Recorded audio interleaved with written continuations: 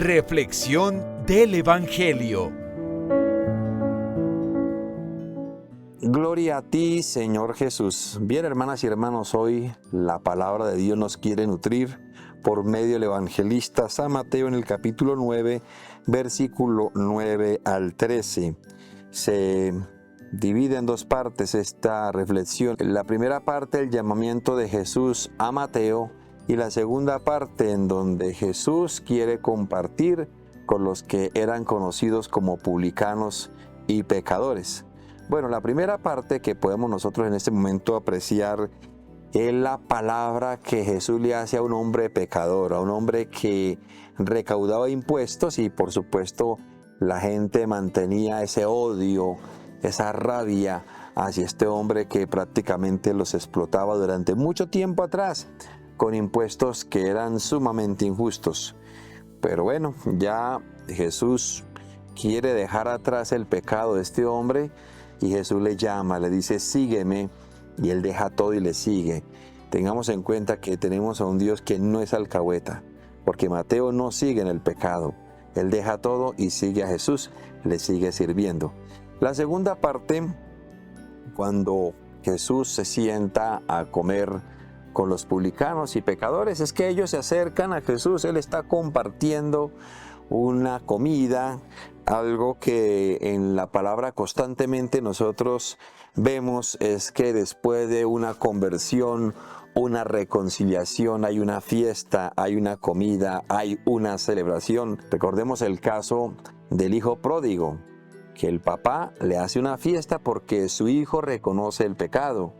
Recordemos también a Zaqueo, quien invita a Jesús a una cena, a una comida, porque Jesús dice, hoy voy a hospedarme en tu casa. Y también vemos aquí a este hombre Mateo compartiendo con Jesús, y Jesús está unido a un grupo de personas que eran reconocidas como pecadores, como publicanos. Él se sienta a comer con ellos y es donde aparecen ese grupo de fariseos y por supuesto doctores de la ley y demás personajes que se creían santos, diciéndole, oye, ¿cómo es que su maestro come con publicanos? Haciéndole como esa supuesta advertencia a los apóstoles. Jesús escucha esto y les da una respuesta que nos la puede dar a cada uno de nosotros. No tienen necesidad de médico los sanos, sino los enfermos. Es que Jesús quería considerar sanos a este grupo de fariseos que le condenaban. Por supuesto que no.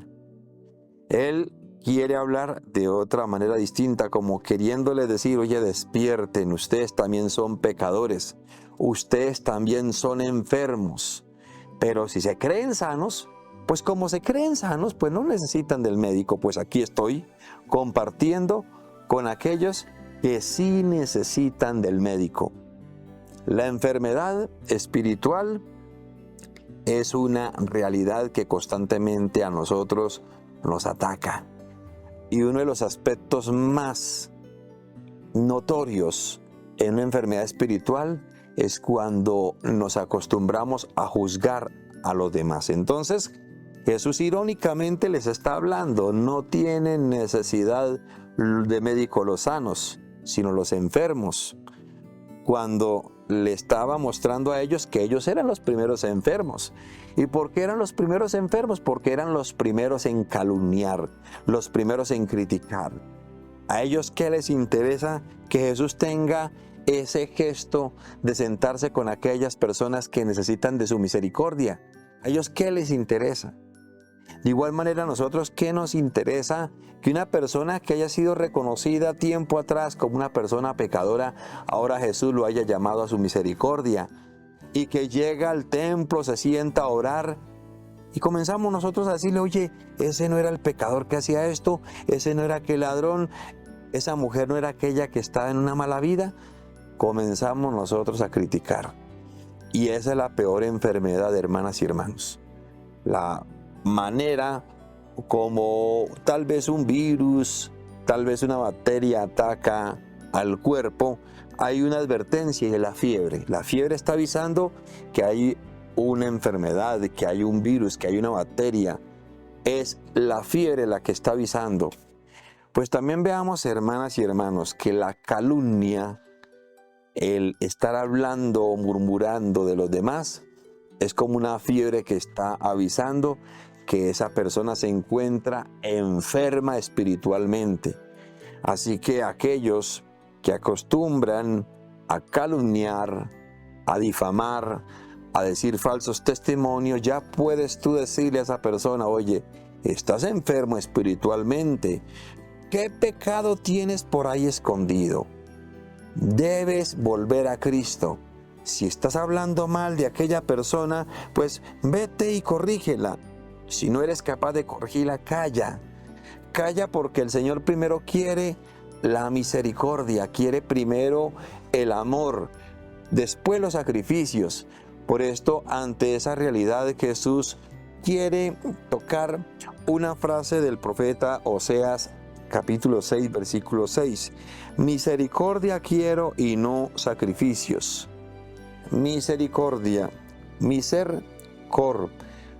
compadecernos de la pobreza de la otra persona, de la debilidad de la otra persona, de tal vez la caída de aquella persona, porque no somos quien para juzgar, hermanas y hermanos. Más bien, veamos que tal vez nosotros somos los que estamos necesitando de aquel médico que puede sanar nuestras almas, porque estamos en una circunstancia de pecado al estar calumniando y hablando mal de las personas. Hay una constante en esta sociedad de juzgar, y sobre todo los mismos cristianos católicos juzgando a la Iglesia Católica. Es como si aquel hijo quisiera sacar a relucir los pecados de su mamá. Si un hijo ve que mamá está equivocada, el hijo con amor la corrige, porque hay amor, porque hay cariño. No se pone a decir al vecindario: mi mamá tiene este error, mi mamá hace esto, mi mamá hace aquello. No, eso es el peor hijo, que hable mal de la mamá en lugar de corregirla si es que es necesario o si amerita corregirla. ¿Cuántos malos hijos tiene nuestra Iglesia Católica? Porque se estancan y quieren estarla calumniando, hablando mal y diciendo, por supuesto, cosas que no son en muchas ocasiones. Ahí es donde podemos ver la enfermedad de aquella persona y podemos concluir que la persona que habla mal de la Iglesia Católica, siendo católico, ahí es donde nos damos cuenta que es el peor católico. O aquel católico que habla en contra de nuestra iglesia, la calumnia, podemos decir que es un enfermo que necesita de ese gran médico para que sane su alma y así de esta manera no tenga que estar hablando cosas que en muchas ocasiones no son, realidades que en muchas ocasiones no son. Por último, hermanas y hermanos, el Señor sí nos dice: misericordia quiero y no sacrificios. Pues es importante que podamos nosotros compadecernos de aquella persona que se está equivocando. Sentémonos con ella, dialoguemos, compartamos con esa persona. En muchas ocasiones los pecados que se cometen son precisamente por falta de la compañía de alguien, del apoyo de alguien, de la amistad de alguien. Y por esto aquella persona se equivoca, cae. Aquella persona cae en vicios. Aquella persona cae en situaciones dolorosas porque no hay quien le escuche, no hay quien le ayude, no hay quien le apoye. Así que el Señor sí hoy nos está diciendo que quiere primero misericordia antes que sacrificios, pues entonces seamos misericordiosos con aquella persona que tal vez lo necesita y también de parte nuestra no nos sintamos sanos. Porque el que se siente sano, el que cree que no necesita de aquel médico, ya está comenzando a revelar su principal y más grave enfermedad. Porque tenemos errores, tenemos pecados, todos somos pecadores y tenemos que reconocer ante nuestro Señor nuestra debilidad para que reconociéndola no estemos juzgando la de los demás. Y la bendición de Dios Todopoderoso, Padre, Hijo, Espíritu Santo, descienda sobre ustedes y les acompañe siempre. El Señor los siga bendiciendo. Reflexión del Evangelio.